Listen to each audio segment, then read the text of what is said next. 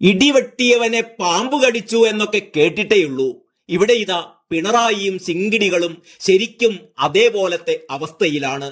ബാർക്കോഴ ആരോപണത്തിൽ മണ്ടക്കിട്ട് തന്നെ ഇടിവെട്ടേറ്റ CPM-ന് അതിന് പിന്നാലെയാണ് മാസപ്പടിപ്പാമ്പിന്റെ കടി.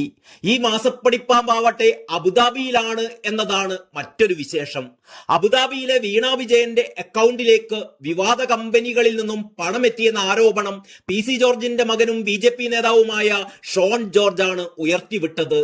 സാധാരണ എക്സാലോജിക്കിനെ പ്രതിരോധിക്കാൻ പാർട്ടി സെക്രട്ടറി ഗോവിന്ദൻ മാഷ് മുതൽ ബാലൻ സഖാവ് വരെ എത്താറുണ്ടായിരുന്നെങ്കിൽ ഇത്തവണ ന്യായീകരണ കാപ്സ്യൂളുമായി എത്തിയത് മസാല ബോണ്ട് വിദഗ്ധൻ ഡോക്ടർ തോമസ് ഐസക് ആണ്. വീണയുടെ കമ്പനിയുടെ പേര് എക്സാലോജിക് സൊല്യൂഷൻസ് എന്നാണ് എന്നും ദുബായ് കമ്പനി എക്സാലോജിക് കൺസൾട്ടിംഗ് ആണെന്നും തോമസ് ഐസക് പറയുന്നു. ഏതൊരാൾക്കും ഗൂഗിൾ ചെയ്തു നോക്കി കണ്ടെത്താവുന്ന വിവരങ്ങളുമായാണ് ആക്ഷേപം ഉന്നയിക്കുന്നത് എന്നും ഐസക് ഫേസ്ബുക്ക് കുറിപ്പിൽ പറഞ്ഞു.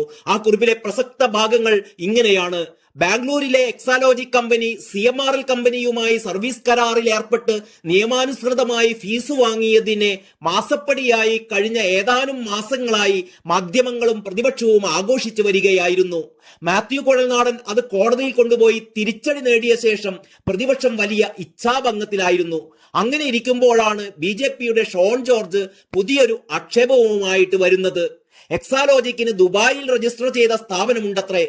അതിലേക്ക് കേരള സർക്കാരുമായി ബന്ധമുള്ള പ്രൈസ് വാട്ടർ ഹൗസ് കൂപ്പേഴ്സും SLC ലാവ്ലിനും 2016-19 കാലത്ത് പലതവണ പണം നിക്ഷേപിച്ചിട്ടുണ്ടത്രേ. ഈ കള്ളക്കഥ ആര് മെനഞ്ഞതാണ് എന്നാണ് ഐസക് ചോദിക്കുന്നത്. അതേസമയം വിദേശ അക്കൗണ്ട് വഴി കോടികളുടെ ഇടപാട് നടന്നുവെന്ന് താൻ പരാതി നൽകിയ കമ്പനി മുഖ്യമന്ത്രിയുടെ മകൾ വീണ വിജയന്റേത് തന്നെയാണെന്ന് ഷോൺ ജോർജ് ആവർത്തിച്ചു. താൻ പരാതിപ്പെട്ട എക്സാലോജിക് വേറെ കമ്പനിയാണെന്ന തോമസ് ഐസക്കിന്റെ പരാമർശം വിഷയം വഴിതിരിച്ചു വിടാനുള്ള ശ്രമമാണ്.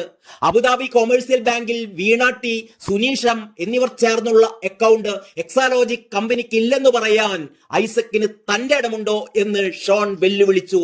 അല്ലെങ്കിൽ കേസ് കൊടുക്കണമെന്നും ഷോൺ ആവശ്യപ്പെട്ടു. കഴിഞ്ഞ ദിവസം ചാനൽ ചർച്ചകളിലും ഐസക്കിന്റെ അതേ ന്യായീകരണവുമായി വന്ന അരുൺകുമാറിനെയും ഷോൺ ജോർജ് വെല്ലുവിളിച്ചിരുന്നു.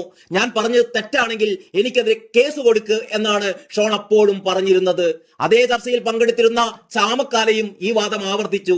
ഷോൺ പറഞ്ഞത് ശരിയല്ലെങ്കിൽ ആ നിമിഷം അറസ്റ്റ് ചെയ്ത് പിടിച്ചകത്തിടുകയല്ലേ വേണ്ടത് എന്നായിരുന്നു ചാമക്കാലയുടെ അരുൺകുമാറിനോടുള്ള ചോദ്യം. അതേസമയം പതിവ് പോലെ മൗനത്തിൽ തന്നെയാണ് മുഖ്യമന്ത്രി പിണറായി വിജയൻ. 3-4 ദിവസങ്ങൾ കൂടി കഴിയുമ്പോൾ ലോക്സഭാ തെരഞ്ഞെടുപ്പ് ഫലങ്ങളിലേക്ക് ശ്രദ്ധ തിരിയുമെന്നും അതോടെ ഈ വിവാദം കെട്ടടങ്ങുമെന്നായിരിക്കും പിണറായി കരുതുന്നത്. ഷോൺ ജോർജ് ആരോപിക്കുന്ന അബുദാബിയിലെ ബാങ്ക് അക്കൗണ്ടിലേക്ക് വൻതുക കൈമാറിയതായി പറയുന്ന പ്രൈസ് വാട്ടർ ഹൗസ് കൂപ്പേഴ്സ് സ്വർണ്ണക്കടത്ത് കേസിൽ സ്വപ്ന സുരേഷുമായി ബന്ധപ്പെട്ട വിവാദങ്ങളിൽ ഉൾപ്പെട്ട കമ്പനിയാണ്. അതേപോലെ തന്നെ വൈദ്യുതി മന്ത്രിയായിരിക്കെ പിണറായി വിജയനെതിരെ ഉയർന്ന കോഴ വിവാദങ്ങളിൽ ഉൾപ്പെട്ട കമ്പനിയാണ് SNC ലാവ്ലിൻ. ഈ കമ്പനികളിൽ നിന്നെല്ലാം മുഖ്യമന്ത്രിയുടെ മകളുടെ കമ്പനിയുടെ വിദേശ അക്കൗണ്ടിലേക്ക് വൻതോതിൽ പണമൊഴുകി എന്നാണ് ആരോപണം ഉയർന്നിരിക്കുന്നത്.